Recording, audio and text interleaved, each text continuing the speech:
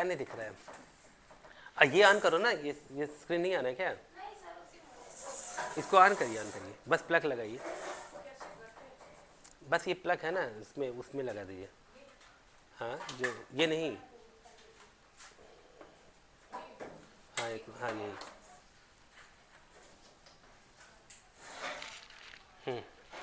Remote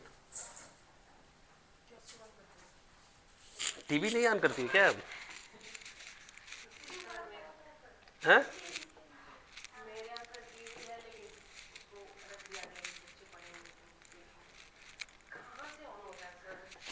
red वाला button बस वही सामने प्रेस कर।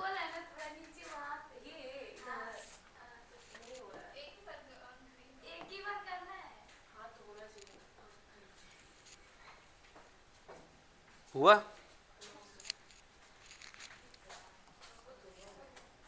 दिख रहा है क्या? ये जो, अरे वो नहीं बात है, जैसे यहाँ कुछ भी लिख रहा है वहाँ सामने दिखाई दे रहा है ना बोर्ड। हाँ, कलर बस बताओ, कलर चेंज कर दूंगा और क्या। ऑन नहीं हुआ?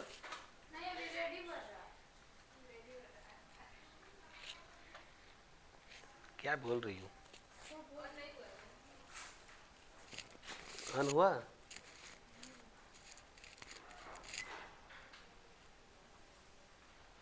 लगा है ये, अब दबाइए।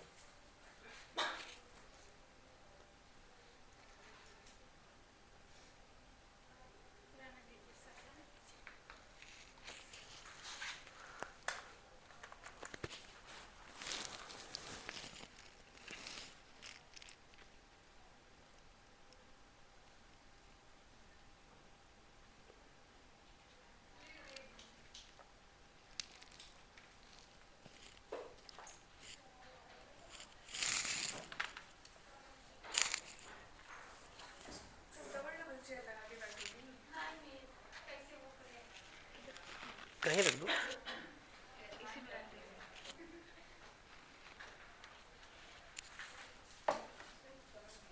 अब दिख रहा है? बोर्ड दिख रहा है?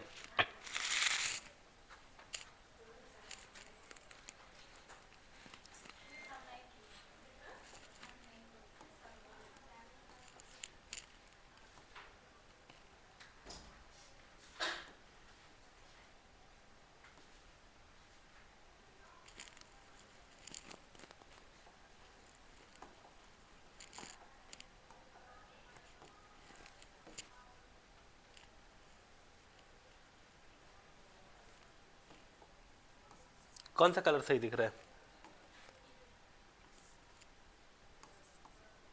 ठीक है, कलर दिख रहा है ना वहाँ पे, पेंसिल।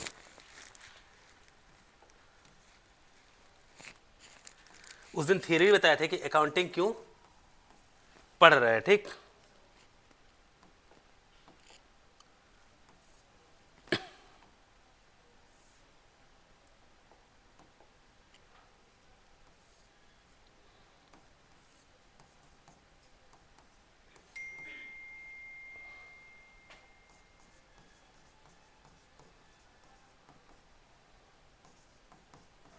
अकाउंट्स में जैसे दिया होगा आपके, इसमें पढ़ने का मेन रीजन क्या है कि आपको ये बताया गया कि अकाउंटिंग सभी के लिए इसीलिए जरूरी है क्योंकि अकाउंटिंग हर घरों में होता है, ठीक?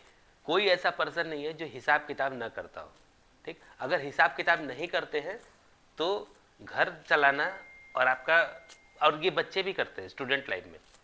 जैसे आपको पता है कि मुझे घर से पढ़ने के लिए 3,000 रुपये मिल रहा है पॉकेट मनी, तो अब उस 3,000 में आप स्टेशनरी से लेके सारी कुछ मैनेज करना है आपको, उसी में कैसे भी आप बाहर रहेंगे, ठीक? और अगर जो बाहर बच्चे पढ़ाई कर रहे हैं उनको भी महीने का 4,000 3,000 भेजा जाता है, तो एटलीस्ट वो कोशिश करते हैं कि हम एक्स्ट्रा खर्च फालतू ना करें, ठीक? और कोशिश ये भी करें कि हम इसमें से कुछ सेविंग भी कर सकें। वो खुद बच्चे ही दिमाग लगाते हैं, और आप भी लगाते होंगे कि अगर कोई आप कहीं गए रिलेटिव्स वगैरह के जाते हैं तो लोग पैसा वैसा दे देते हैं, तो उसको उसी से अरेंज करके अपनी बहुत सी चीज़ें करते हैं। हमेशा आप पेरेंट्स पे डिपेंड नहीं रहते, बहुत सी ऐसी चीज़ें, हर चीज़ों के लिए पेरेंट्स से पैसा नहीं लेते, और लेते भी नहीं, बहुत लोग नहीं करते, ठीक? वो कहीं ना कहीं से इधर उधर कलेक्शन करके बहुत व्यवस्था करना, ठीक है? बट वो जो कैश मनी है, सपोज करिए कहीं भी आप को अपनी चीज़ों को साबित करने के लिए कॉन्स्टिट्यूशन में आपको पेपर वर्क की जरूरत पड़ती है। पेपर जिसको लोग बहुत हल्की चीज़ मानते हैं, ठीक, नोट डाउन। जैसे अभी हम लोग कोई भी चीज़ पढ़ा रहे हैं तो आपको लेसन प्लान कंपलसरी कराए, ठीक, क्योंकि क्या पढ़ा है, अभी हो सकता है कोई बच्चा ये कह दे कि मैंने कभी पढ़ा ही नहीं, ठीक। पेपर वर्क कराना और करना इसलिए ज़रूरी होता है, जैसे मान लीजिए आप यहाँ पे एग्जिस्ट करते हैं इंडिया में, 22 शरीर हैं आप, ठीक, लेकिन आपका आधार कार्ड नहीं है तो आपका कोई भी कहीं जगह एडमिशन नहीं होगा। आपकी पहचान क्या है? आपका आधार कार्ड। आप भारत के नागरिक हैं, इसके लिए पहचान क्या है? इस समय जो चल रहा है SIR रजिस्टर, ठीक, चुनाव आयोग प्रमाणित कर रहा है कि आप भारत के मतदाता हैं कि नहीं है। अगर आप वोटर नहीं हैं, ठीक, कहाँ के वोटर हैं? एक पर्सन का 4 जगह नाम नहीं चला सकता। अगर आप शादी के पहले यहाँ हैं और शादी के बाद कहीं और चले गए, या रेजिडेंशियली आप यहाँ पे हैं और कहीं आपने दिल्ली में मकान बना लिया अपना, ठीक है, तो अब आपको रेजिडेंस चेंज करना पड़ेगा, या प्रमाणित करिए कि आप वहाँ का छोड़ रहे हैं, यहाँ का छोड़ रहे हैं, ठीक। वोटर कहाँ के रहेंगे आप? तो इस चीज़ को ध्यान में देते हुए लोग SIR रजिस्टर पे काम कर रहे हैं, बहुत तेज़ी से चल भी रहा है। तो प्रामाणिकता बहुत ज़रूरी होती है किसी भी चीज़ की। उसी तरह जैसे आज आप इतने साल के हो गए, क्या हो गया होगा, लगभग 18 प्लस 20 साल ये एज हो गई होगी। अचानक आपसे मैं पूछ लूँ कि 20 साल में आपने अपने ऊपर कितना खर्च किया है। जैसे आप इमोशन में जाएंगी तो आप ये कहेंगे कि झगड़े किस बात के होते हैं, माता पिता कहते हैं कि हमने तुम्हारे पर बहुत खर्च किया है, ये किया है, वो इन्वेस्ट करते हैं, और इसलिए इस चीज़ को लोग समझते नहीं है। जब समझेंगे नहीं तो कहीं ना कहीं आपको क्या होगा, उससे पीड़ा होगी, कष्ट होता है ना उसमें, कि हमको कैसे उन्होंने कहा, क्योंकि आप इमोशंस चलेंगे और हम दुनिया कैलकुलेशन चलती है। दुनिया किससे चलती है? समय कैलकुलेशन चलता है, गणित से चलता है। टाइम 24 घंटा होता है, उसी 24 घंटे में जिस दिन से आप जन्म लेते हैं उसी दिन से पिता का वॉलेट कटना शुरू हो जाता है। तो 20-25 साल तक वो आप पर इन्वेस्ट कर रहे हैं, ठीक। बहुत करेंगे, कब तक करेंगे? आपकी पढ़ाई, उसके बाद आपकी शादी तक इन्वेस्ट कर सकते हैं, ठीक। कुछ लोग तो वो भी नहीं करते हैं, हाई स्कूल इंटर आते आते तक, उसके बाद कहते हैं आप डिपेंडेंट बन जाओ, ठीक। अब इससे ज़्यादा हम कर नहीं, बार बहुत से बच्चे करते भी हैं, बहुत से, क्या मतलब, मुझे लगता है कि आधे से अधिक स्टूडेंट अपनी स्टूडेंट लाइफ को हटा के किसी न किसी तरह से पार्ट टाइम में इनरोल्ड होते हैं। यहाँ से लेके ऑल ओवर इंडिया की बात कर रहे हैं। दिल्ली में भी पढ़ने वाले लड़कियों का वही हाल है, लड़कों का वही हाल है कि वो पार्ट टाइम जॉब नहीं करेंगे तो घर चलाना मुश्किल हो जाता है, ठीक। तो ये चीज़ सभी लोग मैनेज करते हैं। रूरल्स में वो चीज़ अभी कम है, लेकिन फिर भी बच्चे जैसे स्कूलों में कहीं इधर उधर जाके ट्यूशन पढ़ा के इस तरह करके अपनी चीज़ें मैनेज करते हैं, अगर एक्स्ट्रा चीज़ें चाहिए तो बात उसी चीज़ की आती है, अकाउंटेंसी। अगर अकाउंटेंसी नहीं होती है तो आप किसी पर्सन से ये नहीं कह सकती कि हमने तुम्हारे पर इतना खर्च किया है। अब सपोज करिए कि आज के डेट में सबसे ज़्यादा फैसले किस पे चले जाते हैं? कोर्ट्स में। मैरिड लाइफ के बाद शादी हुई नहीं कि कहाँ पहुँच जाता है मामला? कोर्ट तक। वो ये पूछते अब 2 साल आपने क्या किया, वहाँ इमोशन की बातें करेंगे कि हमने ये किया, हमने वो किया, हमने इतना दिया, लेकिन शादी की कोई भी चीज़ें रिकॉर्ड में नहीं होती है। जैसे आप कोई भी पर्सन ये नहीं कह सकता है कि इतना दहेज हमने दिया, क्योंकि डाउरी नियम में है ही नहीं। डाउरी है, दहेज प्रथा कहीं है, नियम में नहीं है। अब मैंने खुद लड़की के जो फादर हैं वही जाके अपने तरफ से प्रस्ताव रखते हैं कि हम इतना देंगे। पहले वो माइंड मेकअप करते हैं। ऐसा होता है कि नहीं होता है? जनरली वो माइंड मेकिंग करने की कोशिश करते हैं। जैसे मान लीजिए कि अब आप किसी गवर्नमेंट कर्मचारी के पास जा रहे हैं, ठीक, तो आपने माइंड मेकअप कर लिया कम से कम 20-25 लाख हम पहले से ही, और वरना आप जाएंगे ही नहीं। अगर आप प्रिपेयर नहीं है तो आप क्या करेंगे? आप जाएंगे नहीं? जाएंगे। लक बाई चांस के लिए बहुत कम लोग आगे बढ़ते हैं, ठीक। तो कुछ ना कुछ चीज़ें आज के डेट में किस पे चलती हैं? कैलकुलेशन पे चलती हैं, ठीक। कि अगर आज के डेट में आप हैं और आप भाई जो जॉब में आ रहा है पर्सन, चाहे वो कितना भी बड़ा पद हो, SDM बन रहा है तो लड़की भी SDM होनी चाहिए। शादी के में ये सब चीज़ें, जैसे बड़े बड़े IAS लेवल पे क्या होता है, ट्रेनिंग में ही शादी हो जा रही है। जैसे IAS टीना डॉबी का नंबर 1 पोजीशन पे भारत में उन्होंने निकाला था, नाम सुना होगा आपने। लेकिन मैरिड लाइफ किस में चली गई? वो भी सिविल सर्विसेज में ही चली गई। तो ये लोग भी कर ले रहे हैं। अब उसमें आम पर्सन कहाँ कैलकुलेशन करेगा? नहीं हो पाएगा ना वो चीज़। तो डाउरी कभी भी किसी तरह से रेट राइटिंग में नहीं होता है। अकाउंट में कोई आपसे पैसा लेता नहीं है, अकाउंट में तो कोई लेता नहीं है कि आप कह पाएंगे कि ये चीज़ें रहती है। लेकिन फिर भी भारत में ऐसे केस चलते रहते हैं दिन भर। कि खर्चे का दावा करेंगे, जो महिला आयोग कानून बना हुआ, ठीक, उसमें कहीं ना कहीं इस सब चीज़ों को लेके लोग आते हैं ना।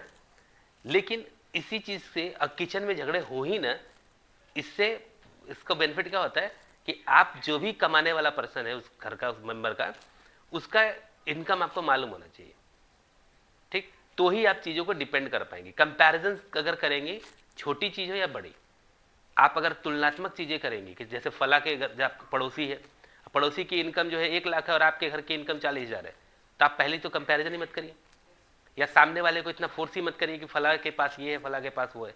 यही होता है आज के डेट में, ये होता है कि नहीं होता है? तो जो ओरिजिनल पर्सन है, जो कमाने वाला है, आप पहले बैकग्राउंड देख लीजिए, आप ये एक्सपेक्टेशन देख लीजिए पहले ही कि वो मेरी चीज़ें कर पा रहे हैं कि नहीं कर पा रहे हैं, चाहे वो आपके फादर से रिलेटेड भी हो। तो ये चीज़ें अब फादर और लड़कों में क्यों बार बार कोलैप्स होता है, झगड़े होते हैं? क्योंकि कहीं ना कहीं उनको ये उम्मीद होती है कि 30 साल तक हमने तुम्हें कराया, अब लड़कों से ये उम्मीद होती है कि अब वो हमको करे, और मान लीजिए वो सफल नहीं हो पाया तो प्रॉब्लम आएगी ना, जमीन बंटवारा, ये करवा, ये मतलब ये सब चीज़ें लगातार चलती रहती है। और इन सब की जड़ क्या है? पैसा। हर चीज़ों का मद क्या है? पैसा, ठीक। तो पैसे कई प्रकार से कमाए जाते हैं, और कहते भी हैं लोग कि पैसे कमाना बहुत आसान है। पैसा क्या है? बहुत आसान है कमाना, लेकिन उसको मैनेज करना आसान नहीं है। तो दोनों चीज़ें लागू होती है। जैसे सरस्वती अगर आपके पास नहीं है, यानी ज्ञान नहीं है, तो आप पैसे को तवज्जुह कर भी नहीं पाएंगे और मैनेज भी नहीं कर पाएंगे, ठीक। तो दोनों की चीज़ें ज़रूरी हैं। अगर आप पढ़े लिखे हैं और आप एजुकेट हैं, कम से कम आपके अंदर सरस्वती का, अगर, इसीलिए सरस्वती को पूजा जाता है ना, कि अगर वास है आपके पास, तभी आप उस लक्ष्मी को भी कंट्रोल कर पाएंगे। नहीं तो कौन सा था, कनक कनक ते 100 गुनी मादकता अधिकाय, पढ़े कि नहीं पढ़े हैं? या पावे बहराए जग, या खाए बहराए, दोनों। कि पैसा किसी पागल को मिल जाए तब भी वो पागल हो जाएगा। मतलब अगर आपके पास पैसा नहीं, अचानक बहुत ज़्यादा पैसा आ गया, तो भी आप उसको मैनेज नहीं कर पाएंगे। और अगर धीरे धीरे आपके पास आ रहा है और आपके पास ज्ञान है, तो आप सारी चीज़ों को मैनेज कर सकते हैं। तो इस चीज़ को ध्यान में देते हुए, अकाउंटेंसी जो चीज़ हम लोग नॉमिनल लेके चल रहे हैं, इसमें कई प्रकार के खाते हैं कमाने के जो तरीके। जैसे आपके पास बहुत सारे ऑप्शन मिलेंगे, बड़े होंगे, इस पे आएंगे, अच्छे भी रास्ते मिलेंगे और बुरे भी रास्ते। तो अच्छे रास्ते से पैसा कमाना चाह रहे हैं कि बुरे रास्ते से कमाना चाह रहे हैं, और दोनों तरीका आपके पास है। एक समय आने के बाद फैमिलीज हो चाहे कोई भी पर्सन हो, वो आप पे प्रतिबंध नहीं लगाएगी, ठीक, कुछ समय के बाद। लेकिन अब उसके बाद डिसाइड किसको करना है? आपको, कि हमें अच्छे रास्ते पे जाना है कि, और दोनों रास्ते चल रहे हैं, दोनों चीज़ें पे जा रहे हैं। तो इसलिए अकाउंटेंट जो भी पर्सन होता है, अगर आपकी अकाउंटेंसी मजबूत है, तो आप उसको किचन से ही, कि कितनी मेरी दाल का खर्च है, कितनी मेरे, मतलब 2 गेस्ट आ रहे हैं तो मेरा महीने का कितना खर्च है, ये हाउसवाइफ के ऊपर जिम्मेदारियां होती हैं, ठीक, कि वो लोग डिस्ट्रीब्यूट करते हैं किचन का खर्च मेरा कितना है, बाहर का खर्च कितना है, ठीक। तो इन सब चीज़ों में भी आपको अकाउंटेंसी का काम पड़ता है। फिलहाल जो, अब ये तो आपको घर चलाने की बात हुई। जब आप कोई भी चीज़ 18 साल या 20 साल के बाद आप टैक्सेबल में आते हैं, क्योंकि पैन कार्ड तो सबका बन चुका है, आप लोग का बना होगा अगर बैंक अकाउंट ओपन किए हैं, तो पैन कार्ड के लिए आपकी कौन सी वेबसाइट होती है? पता है कैसे बनता है?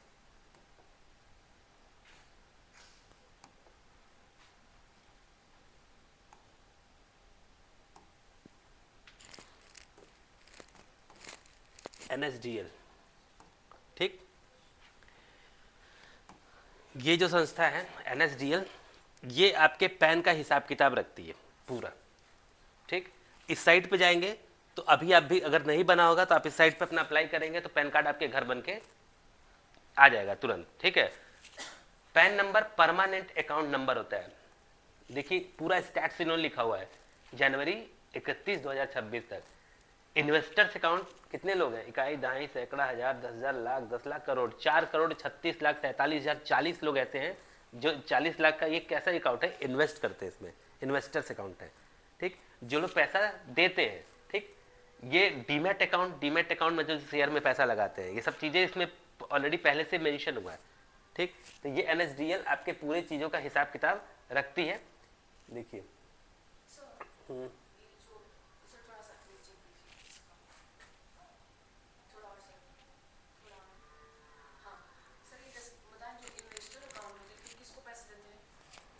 बहुत से भारत में ऐसे भी उद्योगपति हैं, जैसे सड़कें सरकार नहीं बनाती है, कौन बनाता है? प्राइवेट कंपनीज बनाती हैं।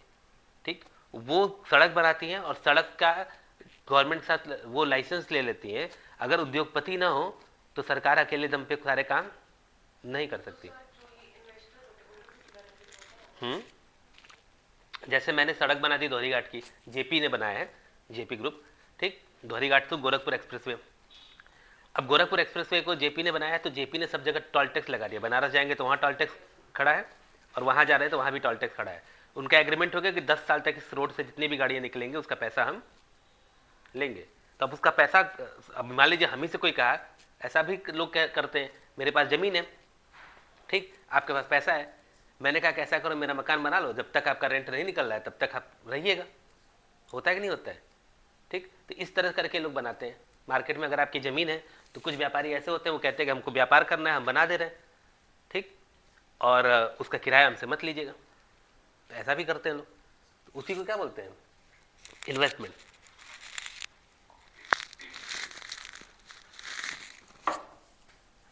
ठीक है, तो ये ख्याल मेरा उससे कोई लेना देना नहीं है इसमें सीधा सीधा समझिए कि आपका पैन कार्ड आ गया किस पे? एनएसडीएल पे। अब जितने भी बैंक अकाउंट आप खोलेंगे, ठीक, जितने भी बैंक अकाउंट्स आप खोल रहे हैं, चाहे वो किसी भी बैंक में खोल रहे हैं, सब कनेक्टेड किससे? आपके पैन नंबर, इसीलिए उसका नाम है क्या? Permanent account number. ठीक, तो एनएसडीएल उसी से उठा लेगा कि आपके कितने खाते हैं। ठीक, अब उसके लिए वो रिकॉर्ड मांगता है किससे? इनकम टैक्स डिपार्टमेंट को।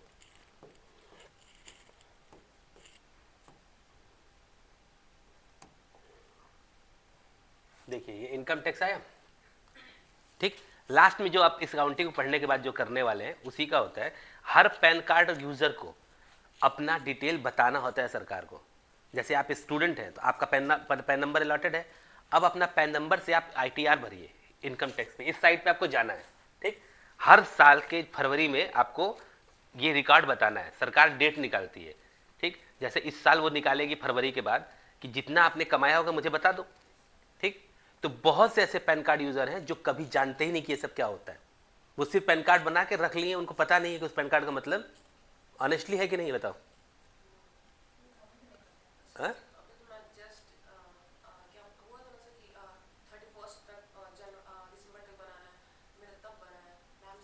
अभी क्यों बनाया पता?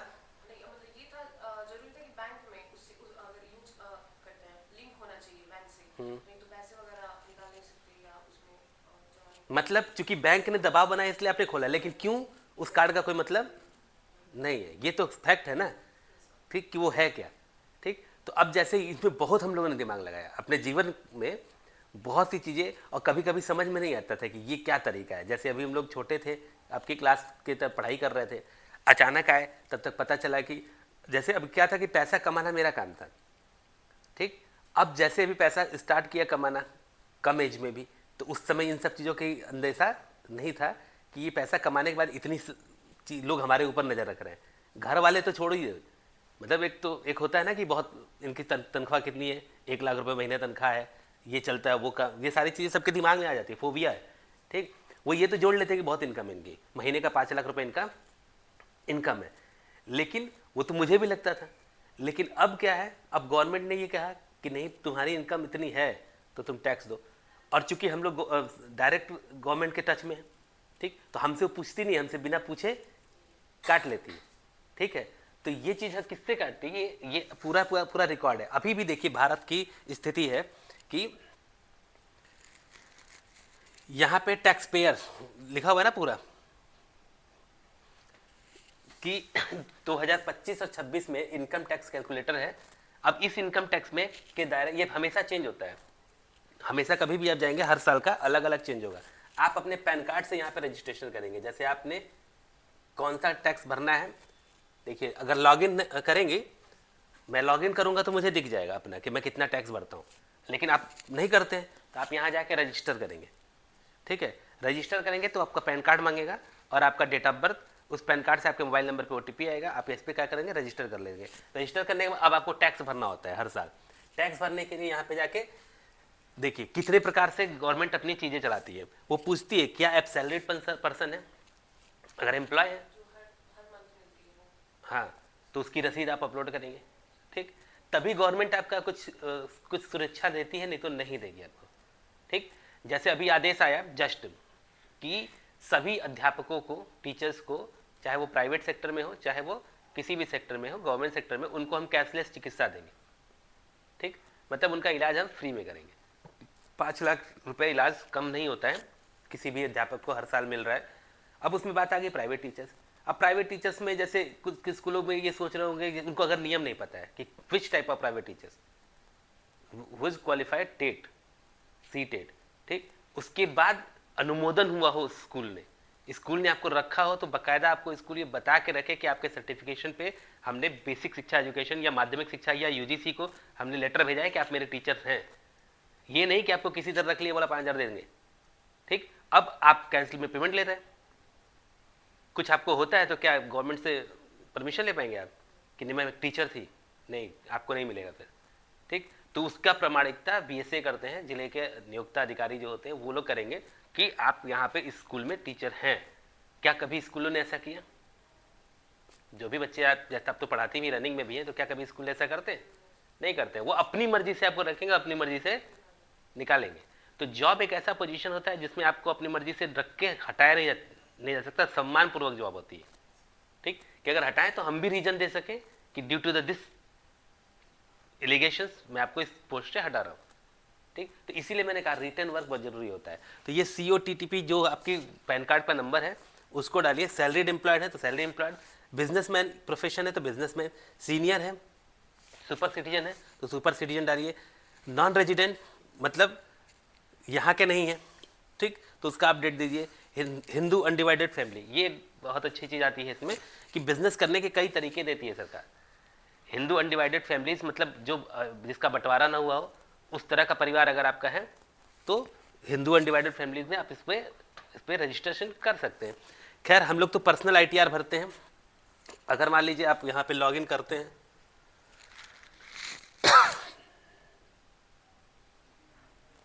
अब यहाँ पे कितने लोग टैक्सेस भर रहे हैं, कई प्रकार के ITRs होते हैं भरने के लिए। ITR 1 होता है, ITR 3 होता है, ITR 7 होता है। किसको कौन सा ITR भरना है? ITR समझ रहे हैं? Income tax return. मैंने उसी साइट को खोला हुआ है यहाँ पे, ठीक, इनकम टैक्स रिटर्न वो फाइल होता है। ये मैं आपको लाइव दिखा रहा हूँ ताकि आप इस चीज़ को समझ पाएं कि आप अकाउंटिंग पढ़ क्यों रहे। अकाउंटिंग पढ़ना मजबूरी नहीं है, आपकी ज़रूरत है ये। और ये हर बच्चे को लगेगा कि मैं अकाउंटिंग से दूर हूँ, तो वो गलत फहमी में, क्योंकि अकाउंटिंग से दूर आप कभी जीवन में नहीं हो सकते। इसलिए कि आप, और यही चीज़ जब आप, जैसे मैंने भी आपको क्या बताया कि जब मैं पहली बार पैसा कमा रहा था तो अचानक आप सोचिए कि कोई आपसे कहे कि आपका 1 लाख रुपए मेरा है, काट लेगा, तो हम उसके लिए दिमाग लगाएंगे ना कि अरे यार इतने मेहनत से मैं पैसे बना रहा हूँ और ये कह रहे हैं। जैसे अभी क्या हुआ, 5 लाख रुपए महीने इनकम हो गई, ठीक, तो मेहनत कौन कर रहा है इसके लिए? मैं खुद कर रहा हूँ ना, तब इस लेवल पे आ रहे हैं ना इस पे। अब कोई अचानक आए बोले कि आप तो 60 लाख कमाए, ठीक, 60 लाख के हिसाब से 50% टैक्स होता है और 20 लाख रुपए आपको देना पड़ जाए, तो कैसा लगेगा उस समय?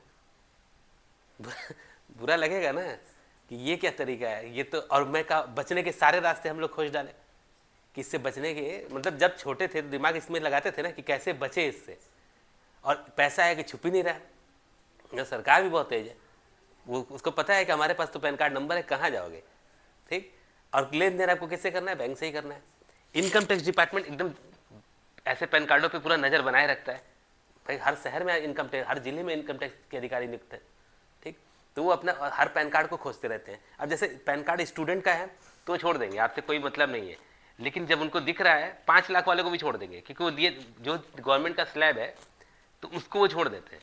गवर्नमेंट का स्लैब, अच्छा जो आप देखते हैं कि सबसे भारत का सबसे अमीर आदमी कौन बना, हर साल ये कंपटीशन होता है, ठीक, तो मऊ जिले में आपके घर के अंदर कितनी बीघा जमीन है इससे कोई मतलब नहीं है, लेकिन जिस दिन ITR भरा जाता है उस दिन जिले का सबसे ज्यादा टैक्स देने वाला पर्सन कौन है, उसको समर्पित होता है वो चीज। उसको माना जाता है कि इस जिले का सबसे नंबर 1 पोजीशन पे कौन पर्सन है, वो जो सबसे ज्यादा इनकम टैक्स भरता है, ठीक। तो आपको जैसे लगता है खेसारी लाल यादव चाहे इन सब जो पुराने स्टार्स है उनके आगे पीछे सिक्योरिटी क्यों आती है? जैसे वो एक प्रोग्राम करने जाते हैं तो उनके आगे पीछे सिक्योरिटी लग जाती है, थाना आ जाता है, पुलिस आ जाती है, क्यों आती है? मालूम है क्यों आती है? अगर आप भी एक टैक्स पेयर हैं, भारत के अच्छे टैक्स पेयर हैं, तो सरकार आपको मरने नहीं देगी। कोई इनकम करने वाले पर्सन को चाहेगा कि इसको कुछ नुकसान हो जाए? नहीं ना। तो अगर बॉलीवुड की सेलिब्रिटीज, चाहे वो हीरोइन हो चाहे हीरो हो, अगर वो पहुंच रहे हैं, या कोई नेता सेलिब्रिटीज कोई भी अगर पर्सन बनता है, चाहे आज के डेट में टीचर्स का भी प्रोफेशन वही हो गया है कि टीचर्स भी जा रहे हैं, ठीक, तो उनकी अगर इनकम है इतनी, जैसे अभी पीडब्ल्यू का नाम आया अलग पांडे का, ठीक, अलग पांडे ने सबसे ज़्यादा, जिसमें जिसका कोर्स किस में आ गया कि शाहरुख खान और अमिताभ बच्चन से भी ज़्यादा टैक्स देने वाली एजुकेशन इंडस्ट्री बन गई, ठीक। तो ये बड़ी चीज़ है ना इसमें। अब क्योंकि जो आदमी आपको 50 करोड़ रुपए टैक्स दे रहा है साल, 50 करोड़ जो टैक्स दे रहा है साल का, अब आप सोचिए 50 करोड़ में लोग कमाते होंगे ना, तो सरकार को जिससे 50 करोड़ मिल रहा है उसके लिए 5 लाख सिक्योरिटी में खर्च नहीं करेगी, उसके आगे पीछे लगा देगी कि इनको कुछ हो ना, ठीक है, क्योंकि हमारे कैसे लोग हैं, टैक्स पेयर है, ठीक है। तो ऐसे लोगों के को ही सेलिब्रिटीज या इन सब चीज़ों का दर्जा मिलता है, सुरक्षा मिलती है कि हमारे टैक्सेस को कोई नुकसान ना हो। तो इसलिए लोगों को लगता है कि चाहे अमिताभ बच्चन हो, चाहे इस तरह के जो सेलिब्रिटीज़ हैं बड़े लेवल पे, उनको सुरक्षा क्यों दी जाती है? तो सुरक्षा वो अपने पैसे से नहीं लेके चलते, उनको देखने के लिए पब्लिक पैसा देती है। जैसे म्यूजियम है, ठीक, ऑडिटोरियम है, पार्क है, पिकनिक स्थल है, इनको देखने के लिए आप उनको पैसा देते हैं, जाते हैं, टिकट देते हैं। तो जब टिकट देंगे तो उससे पर्यटन विभाग क्या को फायदा होता है, वो इनकम करती है, इनकम करती है तो उसकी सुरक्षा के लिए वहाँ गार्ड लगाएगी, सैलरी पे पर्सन को नियुक्त करती है, यही करती है ना। तो हर पर्सन का यही चेन है, ठीक। और उस चेन को आदमी लोग देखते कहाँ से? इनकम टैक्स की वेबसाइट पर। इसी से पूरा भारत जो है टैक्स भरता है, भारत के सारे यूजर, ठीक। तो आप अपना पैन कार्ड रजिस्टर करेंगे तो यहाँ पे अपना डालेंगे कुछ भी,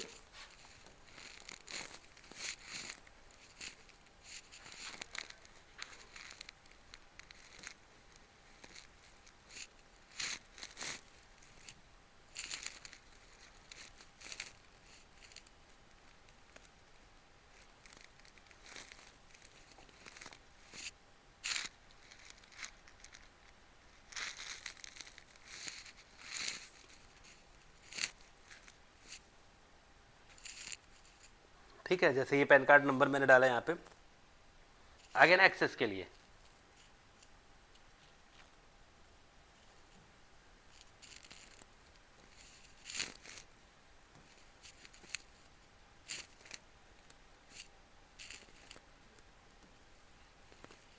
क्या हो रहा है?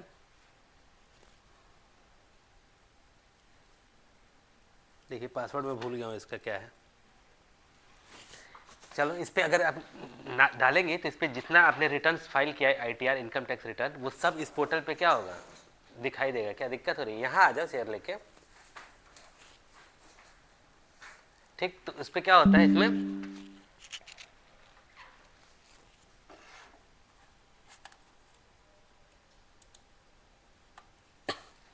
पूरी की पूरी चीज क्या होती है, इस पे इसमें आपको फाइल करनी है, ठीक।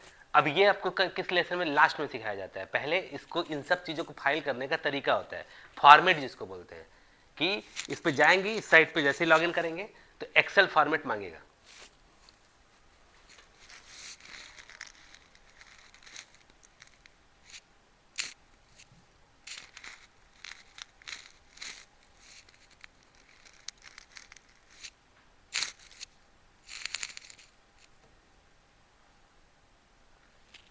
मान लीजिए मैं अपना पासवर्ड भूल गया हूं, तो मैंने इसको क्या किया,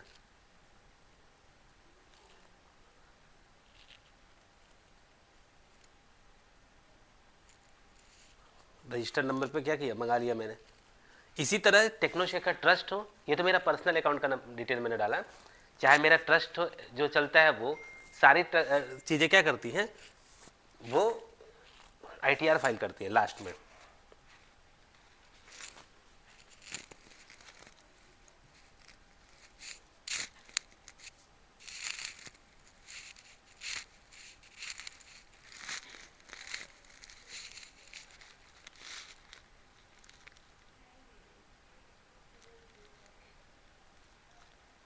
क्या हुआ?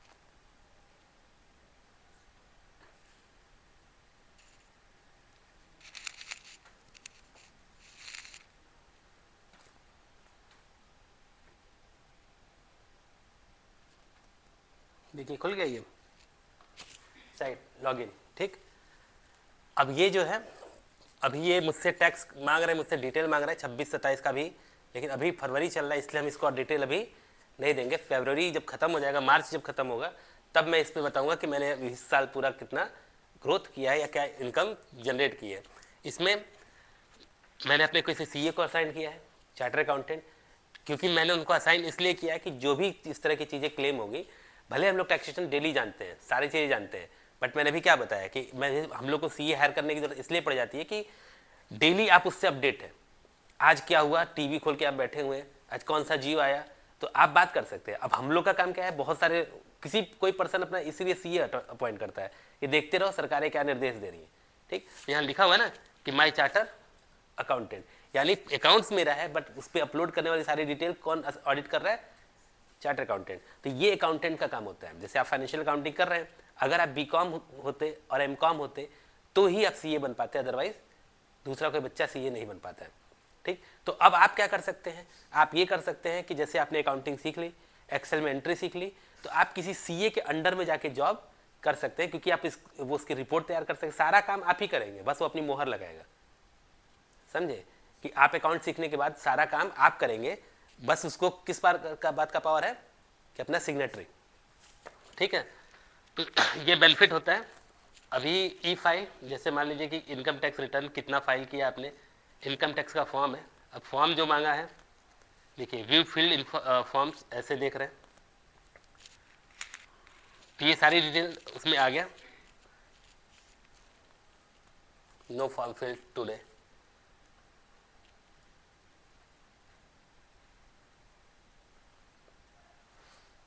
देखिए डे वाइज आ रहा है ना, 25-26 में आपने कितना टैक्स पेड किया।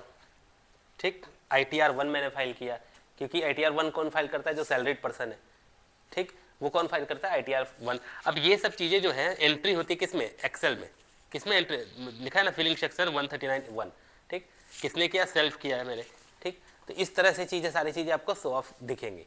अब इस चीज़ की ही रिपोर्ट आपको तैयार करनी है, किसमें, एक्सेल में, या फिर टैली में, या फिर आप किसी अदर एप्लीकेशन पे तैयार कर सकते हैं, जिसको हम बोलते हैं फाइनेंशियल अकाउंटिंग। ठीक, तो अब अकाउंट्स कितने प्रकार के हैं, जैसे क्या क्या दिया हुआ है बताइए, हेडिंग इंडेक्स बताते जाइए। ये देख लिया ना दोनों फाइल। ठीक, अब ये तो रहा मान लीजिए ITR जो आप व्यक्तिगत भरते हैं।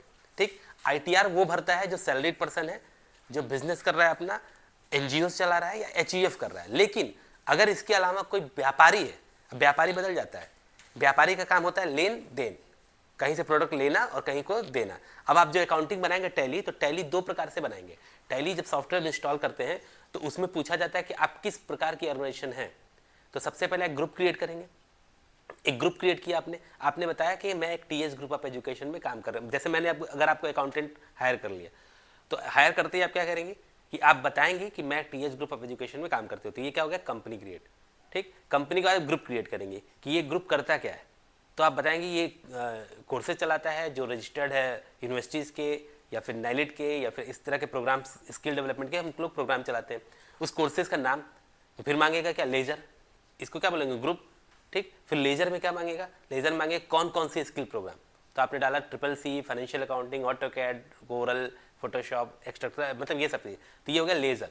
नाम नोट कर लीजिए इसको कि किसको क्या बोलेंगे, ग्रुप क्या है और लेजर क्या है। देखिए 3 फॉर्मेट दिया हुआ है, JSON फाइल, यही फाइल ये सपोर्ट करता है अकाउंटेंट आपका मांग। जैसे आपसे CA बोलेगा एक्सेल फाइल को JSON फाइल में कन्वर्ट करके लाओ मेरे पास। ठीक, इस फॉर्म को डाउनलोड करेंगे और इसी की एंट्री हम किस में करते हैं, एक्सेल में। क्या क्या बताया अभी, क्या बोल रहे थे, ग्रुप। सबसे पहले आप कोई भी अकाउंटेंट ग्रुप क्रिएट करता है। ग्रुप मतलब आप पहले आप कंपनी क्रिएट करेंगे। ठीक, कंपनी का नाम डाल दिया आपने, TS ग्रुप ऑफ एजुकेशन। अब TS ग्रुप ऑफ एजुकेशन के बाद आपको ग्रुप क्रिएट करना सिखाया जाएगा। ग्रुप क्रिएट में आप क्या सीखेंगे कि कौन कौन ये कंपनी क्या क्या करती है। ठीक, अब क्या कौन कौन सा ग्रुप है हमारा, जैसे नीलिट का ग्रुप हमारा अलग है, कुछ बच्चे नीलिट के प्रोग्राम में है, कुछ बच्चे UP डेस्को के प्रोग्राम में है। ठीक, कुछ बच्चे जो है यूनिवर्सिटीज प्रोग्राम में है, कुछ बच्चे स्किल हब प्रोग्राम में। ठीक, तो ये इतने ग्रुप हैं हमारे, तो ये सब हमारा क्या बनेगा, ग्रुप। नाम नोट करिए इसको। उसके बाद ग्रुप के बाद लेजर्स।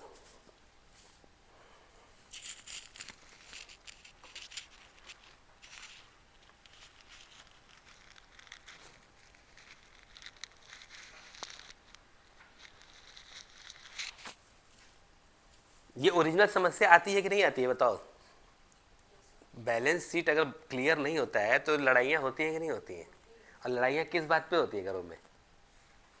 जनरल क्या बात होती है? तुमने मेरे लिए ये किया, मैंने तुम्हारे लिए वो किया। अब किसी से बोल, अब वहाँ पे अगर जज बैठा होगा, जब कोर्ट में जाएंगे सब बात चीज़ के, बोलेगा तुम अपना हिसाब दो, तुम अपना दो। अब दोनों ने हिसाब नहीं रखा है तो वकील कहेगा कि देखिए दोनों मेरे क्लाइंट हैं, ये जब तक लड़ेंगे तब तक मुझे पैसा मिलेगा। तो बोलेंगे तब लड़ाओ। यही होगा ना कि ठीक है 100 रुपये तुम भी दो और 100 रुपया तुम भी दो। यही होता है थाने और उसमें पूरे में, और यही नियम है। ठीक, कि वो कभी नहीं कहेंगे कि हम जीत नहीं पाएंगे। दोनों वकील बाहर बैठ के चाय पियेंगे, जो एक आपके लिए लड़ रहा है, दूसरा आपके लड़ रहा है, आपसे भी 300 लिया, उनसे भी 300 लिया। लास्ट में घरेलू झगड़े का अंत क्या होता है? समझौता। कभी उसका फैसला एक तरफा नहीं हो सकता। कोई न्यायालय में फैसला जज अकेले नहीं कर सकता है, क्योंकि किस तरह के फैसले होते हैं? समझौते पे। दो भाई आपस में लड़ रहे हैं, कोई आके समझा पाएगा? ना अगल बगल, ना इधर उधर, बस वो कहेंगे जब तुम लोगों को समझना होगा समझ जाना। ठीक, और लास्ट वही होता है। लास्ट में क्या होता है? आपस में बैठ के लोग सेटलमेंट ही करना पड़ता है, बस वो उस समय नहीं करते हैं जिस समय उनको कर लेना चाहिए। ठीक, और इसलिए, और सारे झगड़े किस पे होते हैं? अकाउंटिंग पे। ठीक, क्योंकि अगर इसका हिसाब किताब कोई करता है कि ठीक है, आराम से एक टेबल पे बैठता है, जिसमें जिसका काम होता है मेन मुखिया। मुखिया का काम ये होता है कि उसने लिस्टिफाई किया कि ठीक है इतना काम तुम्हें करना है, तुम्हारी सैलरी 40,000 है, तुम्हारी सैलरी 50,000 है, तो तुम इतने कंट्रीब्यूट करो, तुम इतना कंट्रीब्यूट करो। वो कंट्रीब्यूशन के बाद आप लोग अपनी लाइफ में क्या कर रहे हैं इससे कोई फर्क नहीं पड़ रहा है। ये, और ये चीज़ कभी हो नहीं पाती, हो पाती कभी? तो इसलिए अकाउंटेंसी जरूरी होती है, और जहाँ अकाउंटेंसी होती है वहाँ झगड़े नहीं होते किसी भी प्रकार के। ठीक, क्योंकि सबको पहले से ही पता है। जैसे बिजनेसमैन की फैमिली अगर है, अब अंबानी फैमिली में किसी तरह के, आप कोई सोचे किस तरह की लड़ाइयाँ होंगी, ठीक, तो दो भाइयों में हो गई, लेकिन बाकी लड़के को पता है कि मेरा कितना शेयर है, लड़की को पता है कि मेरा कितना शेयर है। ठीक, और वो बिजनेस को देखते हैं, वो रिलेशनशिप को नहीं जाते, इमोशन पे नहीं जाते, किस पे जा रहे हैं? बिजनेस ट्रिप पे। ठीक है, तो उसमें वहाँ पे घाटे फायदे ही उनको समझ में आते हैं, ये क्या फ़ायदा और क्या नुकसान हो रहा है। ठीक, तो इसलिए जो भी हम लोग बनाएंगे इसमें ग्रुप लेजर ये बनाना आप लोगों ने सीखा है कि नहीं सीखा है?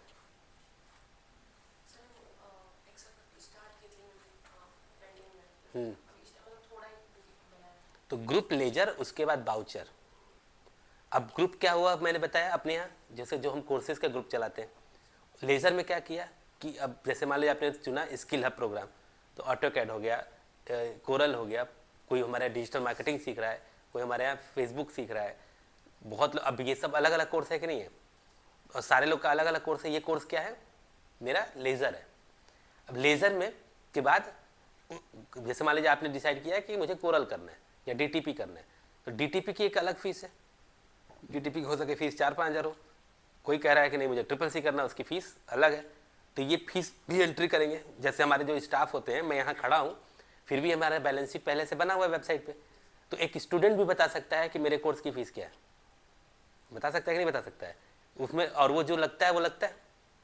ठीक, उसमें से कितनी फीस गवर्नमेंट को जाती है, कितनी टैक्सेशन टीचर्स को जाता है, कितनी चीज़, ये सब चीज़ें किस पे हैं? सीधे ऑनलाइन है, एक वर्थ रिकॉर्ड में, जिससे मेरा कोई स्टाफ को दिक्कत नहीं होती है। वो सबको पता है कि क्यों स्किल्ड इनकी, क्यों उनका प्रमोशन हो रहा है, क्यों अगले का डिमोशन है, क्यों अगले को फायर किया गया, ये चीज़ रखी जाती है ना। क्यों? क्योंकि हमारा अकाउंटेंसी क्लियर है। और जब तक क्लियरेंस नहीं होगा तब तक क्या होती है? दिक्कत होगी। ठीक, कि हम 3 लोगों में बता नहीं पाए कि आपके और आपके तीनों में फ़र्क क्या है। ठीक है, तो ये चीज़ें, सारी चीज़ें डाली जाती हैं ड्यू टू द अकाउंटिंग। तो अब अकाउंट्स में लेजर समझ गए, इनवॉइस। अब इसके बाद आता है बाउचर। अगला लेसन आपको लास्ट में क्या पढ़ना है? बाउचर। बाउचर मतलब रसीद। ठीक, किस प्रकार की रसीद आप बनाएंगे कि जैसे आप मान लीजिए कोई बच्चा कहा कि मुझे अब डीटीपी करना है, तो अब उसने जो डीटीपी की फीस है वो पेड कर दिया। अब उसके बाद उसको क्या करेंगे? बाउचर देंगे ना। तो बाउचर भी कई प्रकार के होते हैं। ठीक, उसको बोलते हैं रसीद। वो रसीद बनाना आप किस में सीखेंगे? टैली में, जो मैम आपको लैब में बनवा देंगे। ठीक, पूरा ग्रुप बनवाएंगे, वो कंपनी बनाएंगे, क्या बनाएंगे? Ledger, invoice. ठीक, ये सारी चीज़ आपको बताया जाएगा। बस अकाउंटेंसी की टर्मिनोलॉजी क्या है वो मैं आपको बता रहा हूँ। ठीक है, उसके बाद जब वहाँ वो चीज़ बना लेंगे तो उसको एक्सेल में डाउनलोड करेंगे। टैली में बनाएंगे तो एक्सेल में डाउनलोड करेंगे, और उसी एक्सेल फाइल को लाके लास्ट में क्या कर देना, इसी पोर्टल पे जाके जब व्यू फिल करने का ऑप्शन देगा, तब यहाँ आपको स्टेप बाय स्टेप नहीं लिखना होगा। यहाँ सीधे आपको क्या करना है? उस एक्सेल फाइल को चूज करो और अपलोड कर दो। ये बेनिफिट के लिए वो सारा काम होता है। ये सारा काम किसके लिए होता है? उसी बेनिफिट के लिए कि इतना लंबा लेखा जोखा अचानक एक रात में आप नहीं कर सकते। तो हर महीने उस एक्सेल फाइल में कंपनीज अपना बनवाती है कि आज कितना सामान आया, कितना सामान गया, कितने चीज़ें प्रॉफिट हुआ, कितना लॉस हुआ, और उसी एक्सेल फाइल को टैली में हम डाउनलोड करते हैं और इस सरकारी साइट पर जाके उसको क्या कर देते हैं, सीधे अपलोड करते हैं। ठीक है, अपलोड करते ही सरकार को पता चल जाता है कि आपने पूरे समय में कितना कमाया, पूरे महीने में, अब आप मुझे कितना टैक्स देंगे। ठीक, तो अभी अभी जैसे मैंने बताया कि अगर मुझे 5 लाख रुपए महीना आ रहा है अगर, ठीक, तो 5 लाख रुपए अगर मेरा वो, ये देख, मैंने उनको खर्च नहीं बताया, तो 5 लाख के हिसाब से मुझे टैक्स मारेंगे। ठीक है, ठीक है, इतना कमाते हो तो 5 लाख के हिसाब से अब टैक्स स्लैब क्या है, जैसे टैक्स स्लैब में ये कहते हैं, इस समय टैक्स स्लैब में क्या कह रहे हैं कि अगर आप 5 लाख तक कमा रहे हैं, इस साल का टैक्स स्लैब है, तो आपको 0 रुपये टैक्स देना है। मतलब आपको टैक्स नहीं देना है, सरकार के हिसाब से आपको टैक्सेस नहीं देना है। लेकिन पूरे साल का, अब 5 लाख का मतलब क्या हो गया, जिससे 30,000 महीना, 40,000 महीना आपका वेतन है, तो 40,000 महीना 50,000 महीने वाले को 12 25 60, 50,000 हुआ तो आपको टैक्स देना है। ठीक, 40,000 है तो 12 चौक 48, 4,80,000 वेतन हो रहा है, 4,80,000 में आपको कोई टैक्सेस नहीं देना है। लेकिन अगर आप 5 लाख से ऊपर जैसे ही कमाए, ठीक, वो चाहे 5 लाख 10 रुपया भी क्यों ना हो, यार आपने 5 लाख की जगह कितना कमा लिया, 6 लाख, ठीक, कितना कमा रहे हैं, 6 लाख, ठीक है, 6 लाख कमा रहे हैं, तो आपको इसमें टैक्सेस देना है 10%, ठीक, 10% टैक्स देना है। इस चीज़ को समझ लिए कि टैक्स, लोग घबरा जाते हैं कि इतना टैक्स मैं कैसे दूंगा, ठीक, लेकिन बहुत अच्छी चीज़ है, मैं भी घबराया था, मैं बता तो रहा हूँ, बहुत ज़्यादा जब लोग इतना टैक्स मांगने लगे तो हम लोग दिमाग लगाने लगे, लेकिन दिमाग लगाने से कोई फ़ायदा नहीं होता, क्योंकि हमारा सारा रिकॉर्ड गवर्नमेंट पास है। मैं ज़मीन खरीद रहा हूँ तो रजिस्ट्री पेपर भी दिख जा रही है गवर्नमेंट को कि तुमने तो इतनी ज़मीन भी खरीदी है। ठीक, वही कह रहे हैं ना कि आप एक ही पर्सन है, आपको जब क्षमता, आप कह रहे हैं कि मैं 40 लाख रुपए ही कमाता हूँ, तो 4 करोड़ की संपत्ति कैसे खरीदे, ठीक है, और उसका पेपर ऑनलाइन है, आधार कार्ड से रजिस्ट्री होती है ज़मीनों की। ठीक, गाड़ी खरीदने जाते हैं वहाँ भी आप आधार कार्ड देते हैं, वहाँ भी पैन कार्ड आप देते हैं, बैंक में अकाउंट खोलने वहाँ भी आधार पैन दे रहे हैं।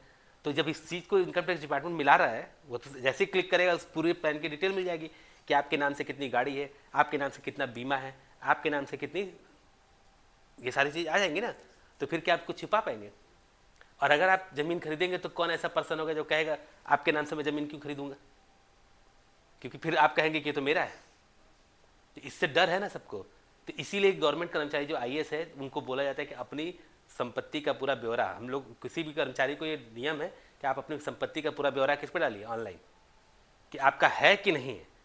अगर मैंने बोला, अब मान लीजिए मैंने क्या बताया कि अगर ये ज़मीन मेरे नाम से दिख रही है और अभी इनकम टैक्स के अधिकारी आके ये पूछे कि आपने तो 40 लाख का मुझे टैक्स बोला था, तो ये 4 करोड़ की संपत्ति आपकी कैसे आई, तो लास्ट में आपको 2 ऑप्शन है, या तो बोले कि मेरी नहीं है, किसी ने मुझको गिफ्ट की है, ठीक, तो गिफ्ट का पेपर दिखाइए, ठीक, कि आप किसने गिफ्ट किया, कौन है वो पर्सन जिसने गिफ्ट किया है, गिफ्ट वाला स्वीकारे कि हाँ मैंने इनको गिफ्ट किया है। तो अगर वो चीज़ पॉसिबल है तब तो होगा, नहीं तो आप फिर लास्ट में क्या कहेंगे, ये मेरी नहीं, ये हो सकता है किसी ने फर्जी मेरे नाम से खरीद के डाल दिया हो, भले वो आप कहेंगे आपको छोड़ना पड़ेगा। अगर नहीं छोड़ेंगे तो फिर इनकम टैक्स यानी टैक्स चोरी के मामले में आप पर केस होता है और आप जेल जा सकते हैं। तो दोनों रास्ते दोनों के लिए, ठीक है। तो इस तरह से चीज़ें जो ऑर्गेनाइजेशन चलाती हैं, और ये सबको इस चीज़ से जूझना है, चाहे आप हो, क्योंकि आप रहेंगे तो नागरिक ही, ठीक, कहीं भी अगर इनकम करने की कोशिश करेंगे तो ये चीज़ आपसे टकराएगी, ठीक है। तो ये 6 लाख के ऊपर टैक्सेस कैसे काउंट होंगे, 5 लाख तक तो कोई टैक्स नहीं लगा। अब इसमें एक्स्ट्रा कितना हो रहा है, 1 लाख हो रहा है, 1 लाख मतलब इकाई दहाई सैकड़ा हज़ार 10,000 लाख, कितना हो गया, इकाई दहाई सैकड़ा हज़ार 10,000 लाख गुणे 10/100, कितना टैक्स आया, 10,000, यानी 6 लाख कमाने वाले को 10,000 रुपये का टैक्स देना है। और 10,000 देने के बाद 5,90,000 आपका वाइट मनी हो जाता है। तो अब इसी आईटीआर को जब भी आप बैंक में लोन लेने जाएंगे, किसी भी प्रकार का, सरकार कहती है ना कि लोन ले लो लोन ले लो, लेकिन लोन लेने जाएंगे तो बैंक नहीं देगा, बोलेगा आईटीआर दो। गवर्नमेंट कहती है ना कि जाइए लोन ले लीजिए, ठीक, वो तो भाषण में कहते हैं, लेकिन ये नहीं बताते हैं कि लोन लेने जाओगे तो फिर बैंक वाला क्या पूछेगा। तो हर आदमी क्या लोन मिल जाएगा, आपके खाते में कितना भी बैलेंस हो आपको लोन नहीं मिलेगा, आपके पास कितनी भी ज़मीन हो आपको लोन नहीं मिलेगा। तब तक नहीं मिलेगा जब तक उसका रिकॉर्ड आपने आईटीआर पेपर में दिखाया नहीं है। यानी इसी पेपर को लोग प्रमाणित करते हैं। आप जाएंगे तो वो बोलेंगे कि अपना ITR भेज दीजिए, तो वो ITR इसी फार्म को मैं डाउनलोड करूँगा और ये बैंक वालों को मैं दूंगा, तो वो देखते हैं कि सरकार को आपने बता रखा है। अब वो देख लेंगे कि आपकी इतनी इनकम है, 5,90,000 आप कमाते हैं, तो 5,90,000 बैंक वालों को भी इंस्ट्रक्शन है कि अगर कोई बंदा 5,90,000 कमा रहा है, तो अगर उसकी सैलरी 40,000 रुपये है, कितना है 40,000, तो गलती से भी तुम 20,000 से ऊपर का लोन नहीं करोगे। महीने की EMI ये कितनी बना सकते हैं, 20,000। ठीक, बात समझे कि नहीं समझे? अगर मंथली आप 40,000 कमा रहे हैं तो बैंक आपको 20,000 रुपये महीने से ज़्यादा का लोन नहीं देगा। ठीक, क्योंकि ये चीज़ सोच के डाली जाती है, पहले लोन लेने के बाद लोग आत्महत्या करते थे, ठीक, नहीं भर पाते तो। लेकिन बैंक को ये दिखा कि 40,000 इनकम टैक्स डिपार्टमेंट ने सर्टिफाइड किया है कि इनकी इनकम 40,000 है, ठीक, तो ठीक है, मैं 20,000 तक का रिस्क ले लेता हूँ कि महीने मंथली आपको EMI इतनी बनाए। ठीक, अब मंथली कैसे बनती है, जैसे लोन कैलकुलेटर होता है, लोन कैलकुलेटर आप जाएंगे तो वहाँ पे अभी यहाँ पे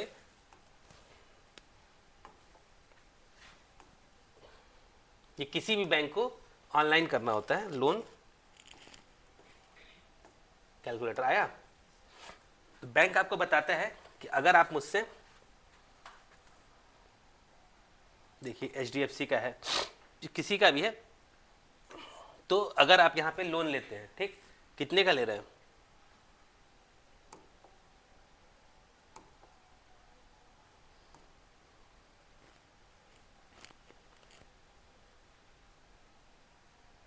₹5 लाख हो गया, ठीक, 5 लाख रुपए आप लोन ले रहे हैं, ठीक, इंटरेस्ट कितना है, कितने साल के ले रहे हैं, तो पर्सनल लोन अगर आप ले रहे हैं तो 5 साल के लिए होता है। बैंक बोलेगी 5 साल से ज़्यादा का लोन हम आपको नहीं देंगे। ठीक, 5 साल, इंटरेस्ट अगर 7% है, बैंक ने आपको 7% इंटरेस्ट बताया, तो यहाँ पर वो कैलकुलेट करेंगे कि 5 लाख रुपए अगर आप लेते हैं लोन, तो आपको महीने की EMI कितनी देनी पड़ेगी, 10,000 रुपये महीना क्या कटेगा आपका, EMI कटेगा। ठीक, अब अगर आप उसके दायरे में आते हैं, 10,000 आप EMI काटेंगे, तो 5 लाख लेने के बाद आप जो इंटरेस्ट भरेंगे 5 साल में, वो कितना भरेंगे, 1,04,000 एक्स्ट्रा भरेंगे। ठीक, तो मिला के आपको टोटल पैसा कितना देना होगा, 6,04,000 रुपये, 4,709। समझ रहे कितना सिंपल है ये चीज़।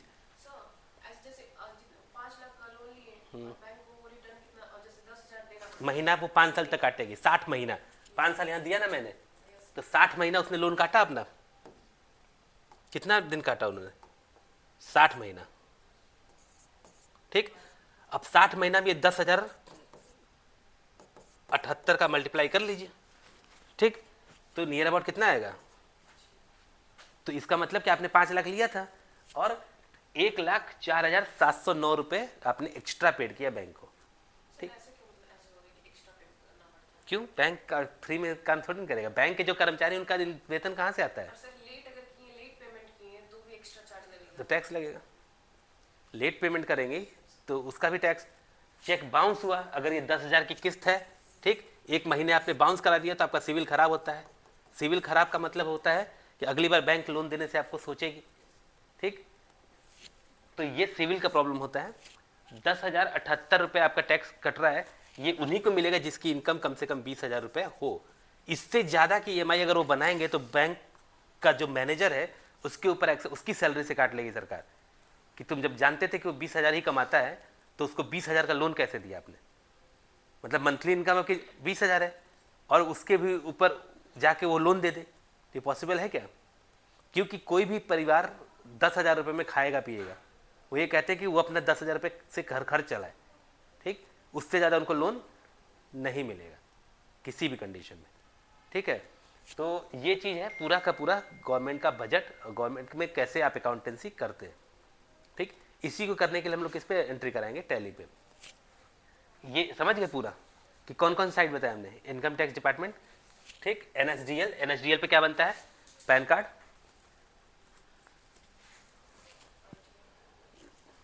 इतना सोचा है कभी अकाउंट पढ़ने से पहले किस तरह की चीज़ें होती है? नहीं,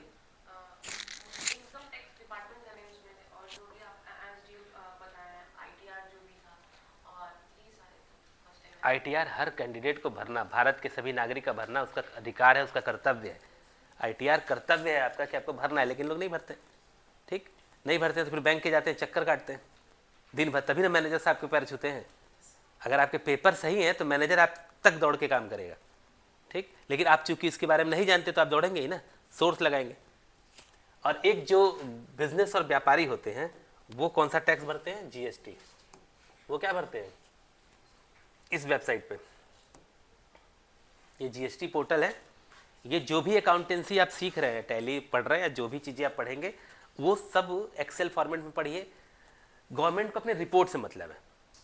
ठीक, तो महीने का पूरा खर्च हम लोग इस पे लेते हैं, एक्सेल में भी बना सकते हैं और उस पर भी बना सकते हैं। बल्कि टैली में फ़ायदा क्या होता है, जैसे आप उसमें कुछ भी एंट्री करेंगे तो उसको पता रहता है। जैसे आपने बोला मैं पनीर का व्यापार करती हूँ, पनीर को काटा, पनीर को खरीद बेच कर, तो टैक्स आपको लगाने की जरूरत नहीं पड़ेगी, वो खुद ही कैलकुलेट कर लेगा। इसलिए टैली सॉफ्टवेयर, एक्सेल वो काम करेगा नहीं। एक्सेल में आपको मैनुअली आपको देना है, आप ना देंगे कि इस पर कितना % टैक्स है। और टैली में क्या होता है, वो ऑटोमेटिक उठा लेगा कितना टैक्स है। जो भी आप प्रोडक्ट जैसे ही डालेंगे उसका टैक्स सामने आ जाएगा। यही फायदा है बस टैली में कि वो अपडेट होते हैं। हाँ, करंट है, वो खुद उठा लेगा, खुद उठा लेगा। आपको उसमें डालने की जरूरत मैनुअली है, डालना पड़ेगा। समझ गया ना, एक्सेल तो कोरा कागज है, उसमें सब कुछ आपको खुद करना है। और टैली या अनदर जितने सॉफ्टवेयर हैं वो पहले ही टैक्स क्या कर लेता है, इंक्लूड कर लेता है। यही बेनिफिट मिलता है जिसकी वजह से बड़े बड़े व्यापारी लोग टैली का इस्तेमाल करते हैं। ये हो गया। देखिए जीएसटी की वेबसाइट है, जीएसटी आप रजिस्ट्रेशन भी कर सकते हैं, और जितने व्यापारी हैं वो जीएसटी पे ही क्या करते हैं अपना। अब देखिए यहाँ पे भी पूरा रजिस्ट्रेशन का, जीएसटी का हर समय नियम बदलता रहता है, हर दिन कुछ ना कुछ अपडेट आता रहता है। जीएसटी में आप कैसे भरेंगे, क्या टैक्सेस होती है, इसके लिए सारा ऑनलाइन वीडियोस और इस पे ऑनलाइन वेबसाइट पे सारी डिटेल्स रहती है। इनका हेल्पलाइन नंबर भी दिया हुआ है, दिया है ना, कि अगर आपको कोई प्रॉब्लम आती है किसी चीज़ को समझने में तो इस पर क्या होती है, गवर्नमेंट आपको हेल्प करती है। अब इस जीएसटी पे रिपोर्ट कैसे बनती है, किस प्रकार के टैक्सेस होते हैं, ये हम लोग किसमें सीखेंगे, अकाउंटिंग में ही सीखेंगे। ठीक, तो फिलहाल आप लोग प्रैक्टिकल में क्या करेंगे, सबसे पहले कंपनी क्रिएट करना। किया है कि नहीं किया, किसी ने नहीं किया है। तो टैली प्राइम आप इंस्टॉल करेंगे अपने सॉफ्टवेयर पे जाके,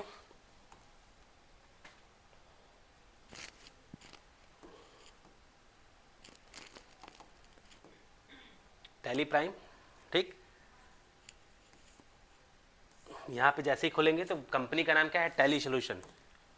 टैली सॉल्यूशन ने टैली प्राइम के सॉफ्टवेयर को बनाया हुआ है।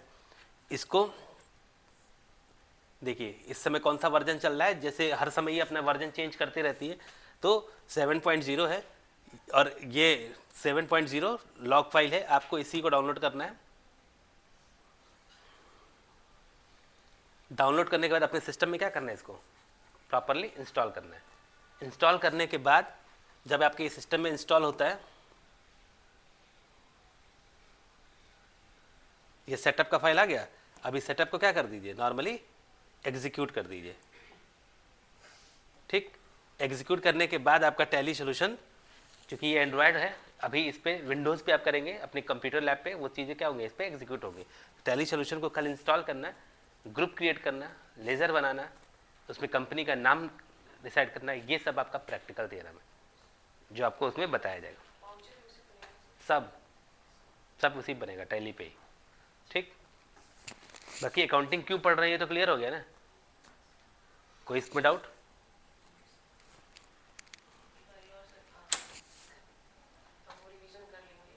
बिल्कुल बिल्कुल।